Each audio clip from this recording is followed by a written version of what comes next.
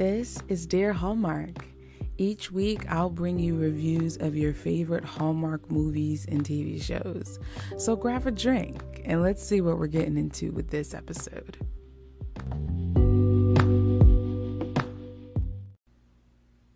Greetings, everyone. It is a new week. We are almost out of August. Can I get a resounding yes for summer being almost over? You guys, I'm so over summer. I need the cool weather. I'm team turtlenecks, team blazers, team knee-high boots.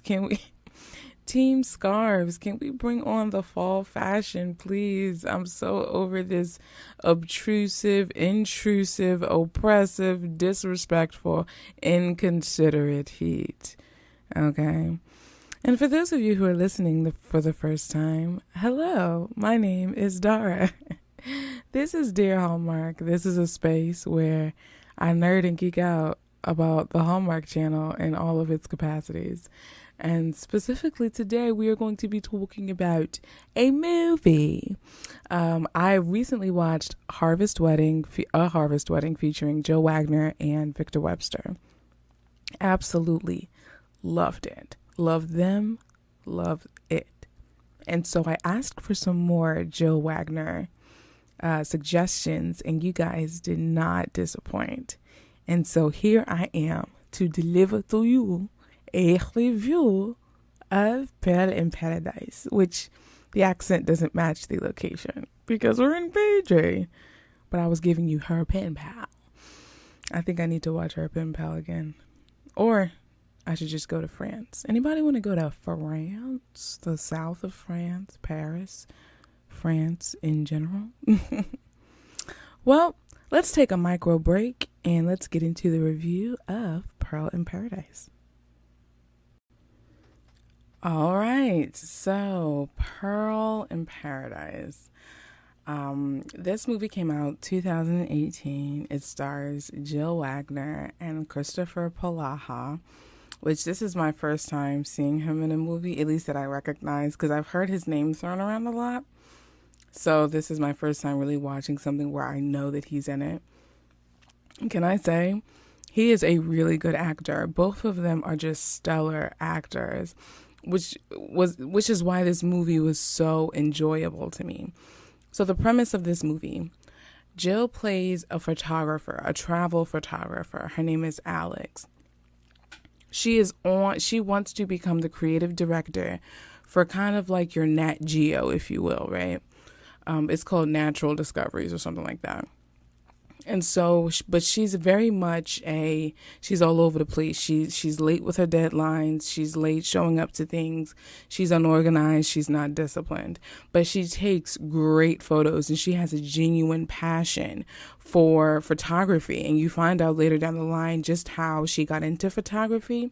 She realized that she could really inspire people to go out and see the world. And that's what she wants to do with her photos, which I thought was incredibly endearing and just provided another layer of depth that I could connect with when it comes to anything in the creative spectrum.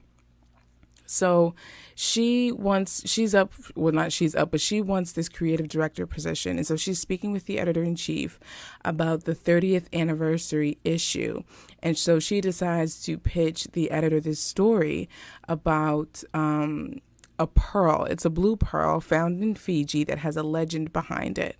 And so what she wants to do is actually find this pearl because nobody has found this pearl. And even how she came upon, well, I won't get into the particulars of that. So she decides that during her research about the pearl, she finds that there is this author, Kristofer Polaha's character, Colin Page. He wrote an adventure novel called Pearl in Paradise about the Fijian pearl. And so she's like, the both of us can go to Fiji. He'll write the article, and the editor proposes, let him write. He's an author. You take the photos. And she was like, well, I really saw it this way. And the editor just looking at her like, sis, you take photos. Let the dude write, okay? She's like, okay, I hear you. Let me go back. So throughout the course of this movie, you see the the strong yet different personality, like the personality differences between the both of them, but how they work well together.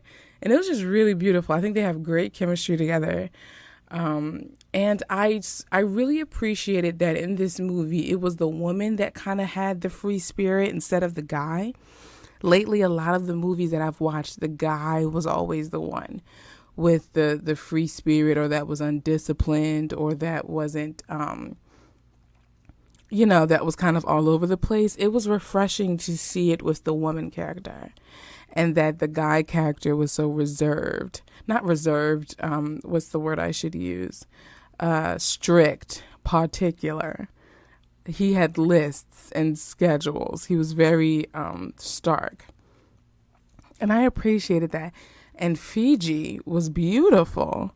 It took me everything in me to not go on Expedia and see how much a trip to Fiji costs right now. It was gorgeous. Can we talk about Jill Wagner's wardrobe? Can we talk about her pink dress in the beginning? And then her burnt orange number that came off the shoulders. Loved that when they were in Fiji. Loved that. I also, let's dive a little bit deeper into Colin Page, though. Because another thing that I appreciated that we also saw in a little daytime drama is a bit of vulnerability when it came to Colin and why he writes, and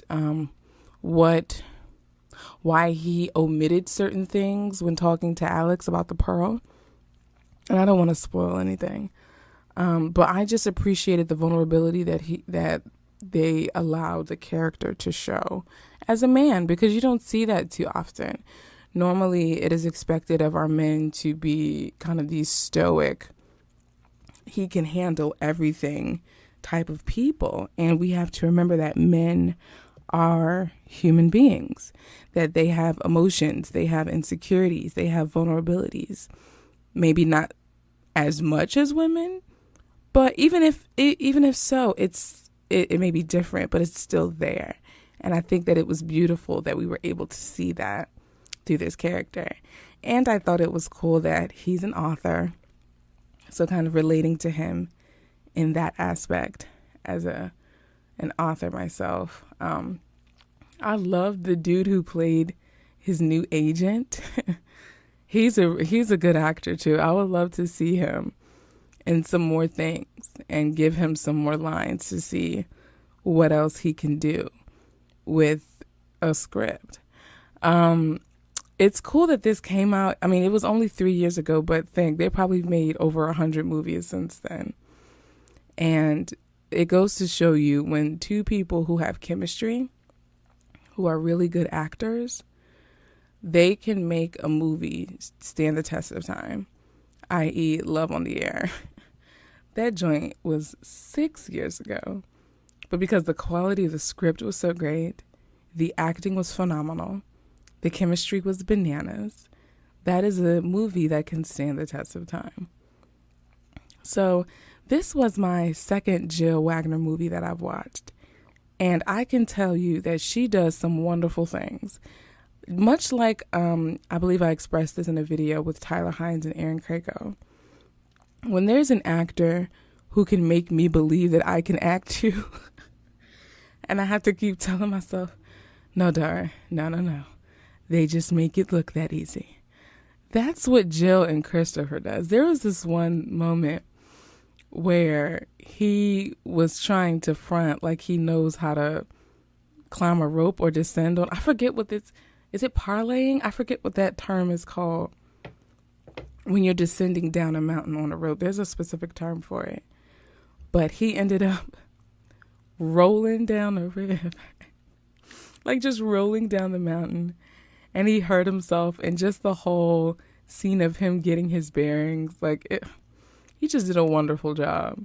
Now, I'm very curious to see how their chemistry translates into a mystery setting, because another popular suggestion that I received from people when I asked about other Jill Wagner projects was Mystery 101. Now, I'm not a Hallmark movies and mysteries watcher, only during Christmas time, but I am going to make that venture into Hallmark movies and mysteries land, and I'm definitely going to check out a couple of Jill Wagner's mysteries, the Mystery 101s. And I definitely also plan to check out Aurora Tea Garden as well, because that was something that people kept bringing up, was Aurora. But you guys, I would, if for a crown rating for this movie, I would totally give it 4 crowns, for sure. I do think there were something, like, I don't think it was perfect, but I think it was good quality. It was definitely good quality. And I appreciate Jill's work. I appreciate Kristofer's work. And I look forward to watching more of their movies and kind of going into their Hallmark filmography, if you will. So we are going to take another micro break, and I'll be right back. Well, guys, I want to thank you so much for joining me on this week's episode of Dear Hallmark. I know we have a new movie coming up this week. It's called Journey of My Heart. And it stars one of the supporting actresses from A 27-Hour Day, Rhiannon Fish, and a guy that we've seen cameo in a couple of movies. He was in Chateau Christmas, and I think he was in, I forget the other one he was in, but now this is his first lead role. His name is Darian Martin, and this was an acquired project from Hallmark, but be sure to look out for my review for that. That will be on YouTube and Instagram. And for those of you who are listening for the first time, so any of the new release Hallmark movies, you'll find my review and reaction of those on YouTube in video form. For the podcast, this is just me giving my thoughts on backlog titles of Hallmark movies as I begin my exploration through all that Hallmark has to offer. So, as I said, thank you so much for joining me on this episode of the Dear Hallmark podcast. If you want to drop a line, say what's up, give a suggestion for another movie I should review, or just want to leave a comment about a Hallmark movie or TV show that you like, there is a link in the show notes that will take you to a page where you're able to leave 1 minute's worth of your thoughts that could get played here on the podcast.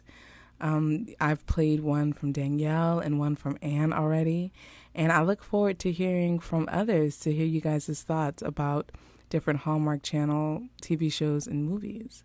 So with that being said, I will talk to you guys next week.